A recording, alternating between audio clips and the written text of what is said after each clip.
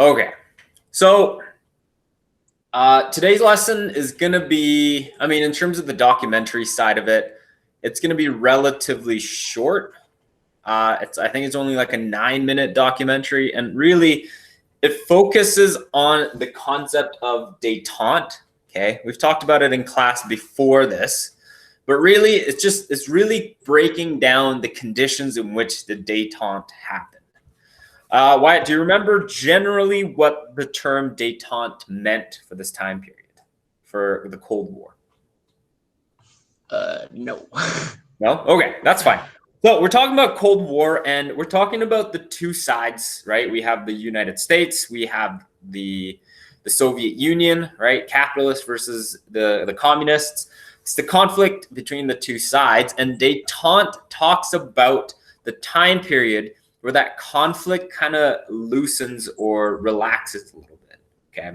So it means to cool off. So if we take a look at this chart again, right, we talk about how this is the time period, okay? And then the vertical movement on the y-axis here, axis shows the increase in conflict or the decrease in conflict. And this period, the détente, really is talking about this decrease in conflict, okay? Does that make sense so far? Yeah.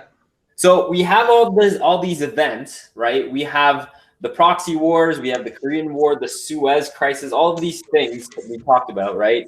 The USSR have their own nuclear bomb, the Berlin Wall and the Cuban Missile Crisis. All of these things happen in the early 60s that contribute to the increase in the conflict of the Cold War.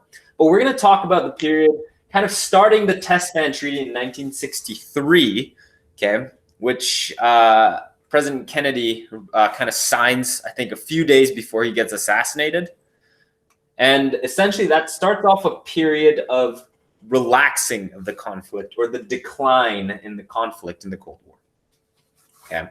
So you're with me so far? Yep. Okay. So let's begin talking about the idea of the Test Ban Treaty. Okay, so the Test Ban Treaty, like I said, is signed by John F. Kennedy, okay, right before he dies with Khrushchev, okay, because as we all know, John F. Kennedy is assassinated, right? You know that, right? Wyatt? Yes. JFK assassination, yeah. Okay, so he signs this treaty, and essentially what this is saying is we just went through the Cuban Missile Crisis not too long ago. Okay, we need to do something about this. That was too close to everybody essentially dying. So let's do something about this, and let's come to an agreement that we will no longer test live nuclear warheads, either in the atmosphere, meaning the air within the Earth, okay, in space, as well as underwater. It's just saying, you know what? No more testing of nuclear weapons. Okay, let's hold off for a bit. Let's figure this out. Let's calm things down. So this is the first step, and this shows the decline in the conflict. Okay, and obviously JFK gets assassinated soon after.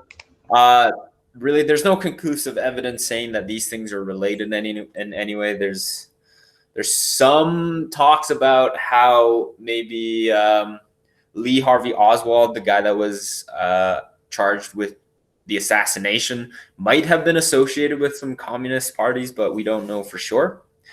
But essentially, this is the first step. And as Nixon, okay, Richard Nixon takes over, really the big steps towards détente, or the relaxing of this time period, okay, kind of becomes stronger.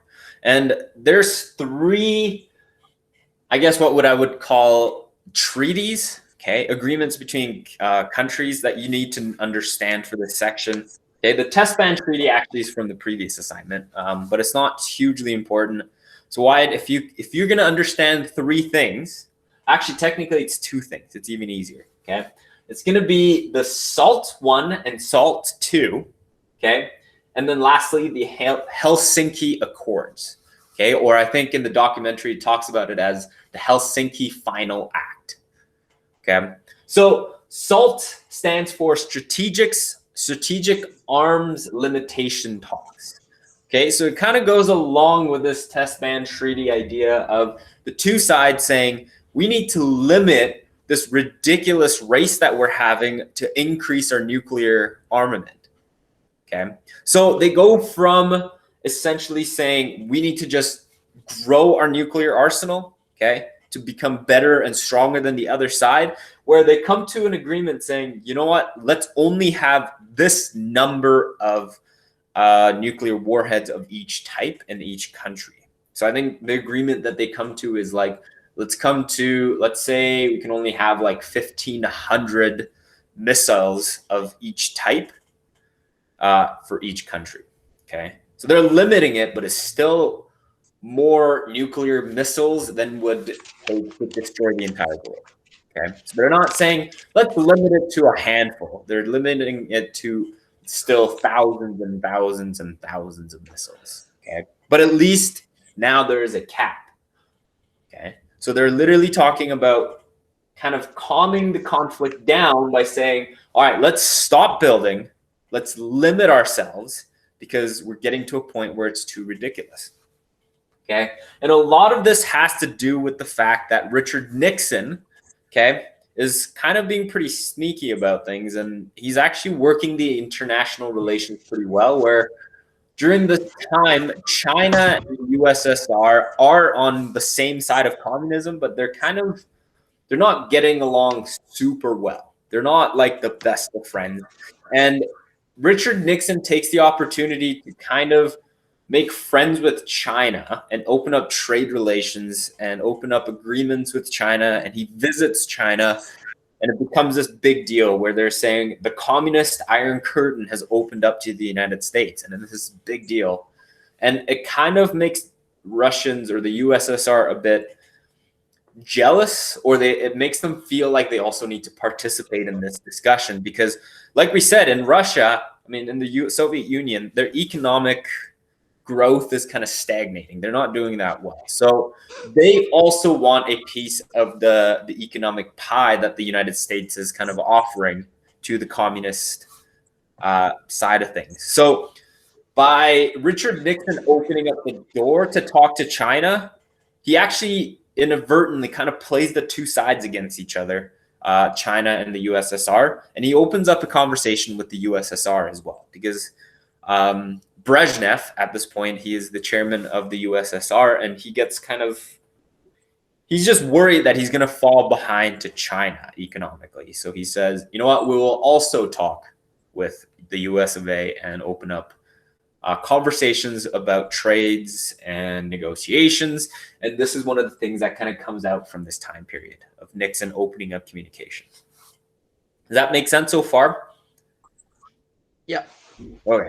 So really, in terms of the SALT, I mean, there's so much that we can go into it about it, but really, at the end of the day, all you need to talk about is that SALT was, a roommate just came upstairs. All you need to know is that SALT, okay, stands for Strategic Arms Limitation Target. Okay, so the actual the abbreviation really describes what it was, right? It's just the Soviet Union and the the Soviet Union and the United States coming together to talk about limiting their arms, their nuclear weapons. Okay, so that's all you really need to understand about the SALT 1 and SALT 2. Does that make sense? Did you say, is it SAT? Because I mean SALT, you said? Yeah, so SALT arms limitations. Yeah, so strategic arms limitation talks. Okay. So and that's just them like minimizing nukes, you said? Yeah, right. Arms in this context, they're talking about, like, when you say that person is armed, you're typically saying that person is armed with a weapon. Okay. In this case, they're saying arms, okay, meaning the USSR and the United States is armed with nuclear weapons. Okay, so they're trying to limit the nuclear weapon or the amount of nuclear arms that each country has. Does that make sense? Okay. Yeah. Okay. So the next thing that we need to talk about is the Helsinki Accords or the Helsinki Final Acts. Okay, both are correct. It's just the Helsinki conferences were essentially like a two. Can you just mute your mic for a second? There's a bit of a feedback happening on my side. Okay, so the Helsinki Accords, or the Helsinki Conference, essentially was a series of conferences held by major European and Asian countries. Or maybe it was actually, no, I think it was just major European and North American countries. So it was Europe, and then the United States and Canada were involved. And essentially, their goal was to figure out three things, and they called them the three baskets. Okay. The first basket, or the first category of things that they were trying to figure out, is there was still, at this point, okay, there was still so much conflict over where the border should be drawn and how do we protect sovereignty, meaning the protection to hold borders and govern how a country governs itself. There's still a lot of arguments on how that was going to happen after World War II, meaning the borders were still being pushed around. There was no official recognition of, yes, this is exactly where the borders are. People cannot move these. Okay. So Helsinki Conference was essentially people trying to come together and say, all right, how do we make sure that there isn't more conflict about borders that is still happening from World War II? Okay. So borders and sovereignty was the first basket. The second basket that we're talking about was they're trying to figure out a way where everybody can cooperate in terms of commerce, okay, economic commerce, how things are traded, how tourism and how scientific discovery is all shared for the common good of the people involved in this Helsinki Conference, right? All the major European countries and the North American countries. Okay, but the first two is really not super important to what we're talking about. It's the third basket that we really need to focus on.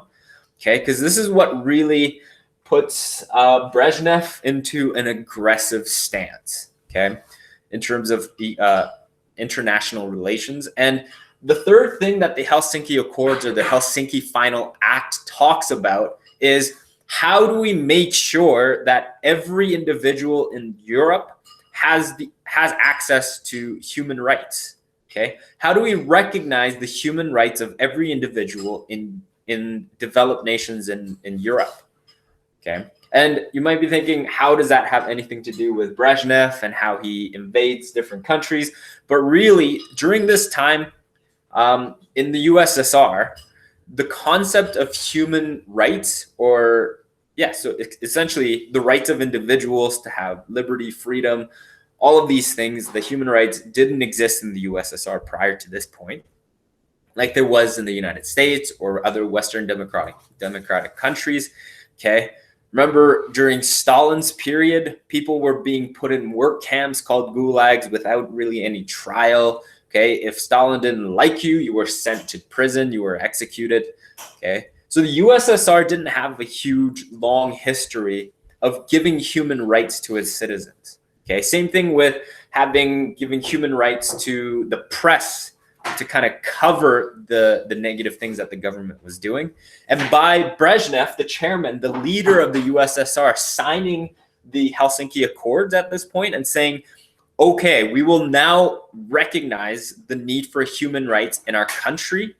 Okay, it's a huge deal. This is a huge change that's happening in terms of how USSR operates as a nation. And the reason that he does this is because the Helsinki Accords gave USSR a huge access to economic resources that the entire European continent would be sharing with one another. So if Brezhnev, okay, or the USSR decided not to sign the Helsinki Accords because they didn't want to have human rights in their own country, then they'd be falling very, very, very far behind the rest of Europe, because Helsinki Accords essentially is saying economically, all of Europe should kind of come together and help each other out economically. Okay, so Brezhnev kind of is dragged into signing the Helsinki Accords because he couldn't pick and choose what he wanted to sign. Does that make sense so far, Wyatt? It's a lot of material. Yeah, so you're just saying that they're all basically kind of coming together now, to sign like this big agreement. Exactly. For everyone. Yeah, and one of the things that USSR doesn't like, but they kind of have to take all the good with the bad, is the idea of human rights in their country, right? So Yeah. yeah, so far Brezhnev kind of signs it because some of his advisors, all they say is, you know what, it's just a piece of paper. We're just gonna sign it. We'll get all the economic benefits from it. We won't really have to give human rights. We're still in charge of our own country. We don't have to do anything we don't want to do. And hopefully we can get all the economic benefits, but without having to deal with the human rights and everything. Okay. But this is kind of the crazy part, where as soon as the Helsinki Accords or the Helsinki Final Act gets signed, okay, even without Brezhnev and the Politburo, okay, the organization that's in charge of the Soviet Union at this time, even without them making any changes legally to their own country, the people in the USSR who had been waiting for human rights forever, okay, jumps up and starts protesting and demanding for human rights. They want to fight for work unions. They want to fight for freedom of the press, okay? So they're essentially fighting for the aspects of liberalism, right, that they want to see in their society. They want to have rights, okay? And this really puts Brezhnev in a difficult position, okay? And that's kind of what the Helsinki Accords is, kind of the last point in this period of détente, or the relaxing of the conflict. Because as soon as the Helsinki Accords happen, and then Brezhnev, okay, sees the negative effects in his country, or him losing control of his country, some say that because of that, it's actually one of the reasons that he becomes aggressive again. In 1979, very soon after the Helsinki Accords are signed, he begins more active aggression. Okay, he returns back to the rising conflict period. Okay, where Brezhnev invades Afghanistan in 1979. Okay, so this is the period in time where Afghanistan is invaded by the Soviet Union because they want to enforce communism and a socialist state. Okay, and the Islamic organization that's fighting against the Soviet Union is actually backed by the United States at this time. And this is kind of where it's kind of beside the curricular content, but oftentimes you hear that a lot of the Islamic organizations, extremist organizations like Al Qaeda or ISIS, have their roots in organizations that were originally funded by the United States. This is kind of what it comes back to, okay? Because the United States just wanted to go against Brezhnev and the USSR during this time period, they end up funding an Islamic group, or helping, they back up or help supply the Islamic group that's fighting against the Soviet Union. And eventually that organization kind of, you know, affects and kind of indirectly helps create Al Qaeda and ISIS, or influence those organizations from rising up. Does that make sense? Yeah. Okay. Now, I just want to kind of go over the different presidents during this time, because this is the time where we see a huge economic change in the United States. Okay. And that's because of some of the way the international events that we just talked about was handled by the United States presidents. Okay. So during the détente period, actually, Richard Nixon does a great job of actually kind of managing the international relationships, okay, and is making sure that all these things are happening, okay. But eventually, due to unrelated things here, okay, due to a scandal called the Watergate scandal, where Richard Nixon gets found out to be essentially spying on his political oppositions, and he's kind of forced to resign. So he is no longer the president. His vice president takes over, okay. So we have Gerald Ford, okay, after this, and then we have Jimmy Carter, okay, who is relatively an unpopular president. Bowden hates Jimmy Carter, okay, so you can kind of tell what part of the spectrum he is on. He's part of the Democratic Party, okay. He's a Democrat, not a Republican. So after a long string of Republican presidents, we have Nixon, who's a Republican. We have Gerald Ford, who's a Republican, right? Republicans meaning they're right wing, right? They're more towards the classical liberalism, classical capitalism, right? And we have Jimmy Carter, who takes over during this time period, okay? And he kind of relaxes, or really maybe not relaxes, but he really pushes for further human rights accountability for the USSR. So remember, we talked about how Brezhnev was very upset about the enforcement of human rights and the rising up of his own people demanding human rights. He was already very upset about it. And Jimmy Carter, who comes in and he really, really digs into that third basket of the Helsinki Accord, saying we need to make sure that human rights is upheld in all of Europe, including the USSR. And that really gets Brezhnev's goat and really, I think, pushes him towards rearming himself and going back into conflicts and fighting to try and stay and keep control of different parts of his Soviet sphere. Okay. And this, like I said, he's very unpopular because of maybe some of the failures that people see during this time period with international relations with USSR. And this is when Ronald Reagan comes into power. Okay. And this is the time where Ronald Reagan is able to get so much power and come into the presidency, because not only is the idea of neoliberalism that we talked about, that return to the classic liberalist model of laissez-faire capitalism, right? From last unit, we talked about the supply side economics and the trickle-down economics. All of these ideas, people that support that economic free market economy, okay, joins forces with the neo-conservatives, okay, who really hate Jimmy Carter and the way that he kind of let this détente not continue to a zero conflict, but kind of dip back up and let the Soviet Union rise back up against the wishes of the United States. So there's this political demand for stronger international relations, stronger stance on international relations, saying we need to be way more harsh on the USSR, okay? And we need to make sure that we're more aggressive in keeping our international affairs in order. So this neoconservative side who's saying we need to keep the communists in check, and then this neoliberal side who's saying we need to get back into the classical liberalist economic views, the laissez-faire, the free market economy, comes together to this super support base for Ronald Reagan, and he wins by a huge landslide during this time period. Okay, so this is kind of the Reagan era, okay, all the way back up to here. So this entire period really is mostly the Reagan era, because he is the president that kind of finally ends the Cold War, and that's going to be what we talk about for the next few lessons. So it's a lot. It seems like it's a lot of material, but really all you need to understand is kind of this narrative of the lowering of the conflict, okay? And understand SALT 1, SALT 2, Helsinki Accords, and how that relates to this back up of conflict during this time period. Is any of that confusing for you? No. Okay.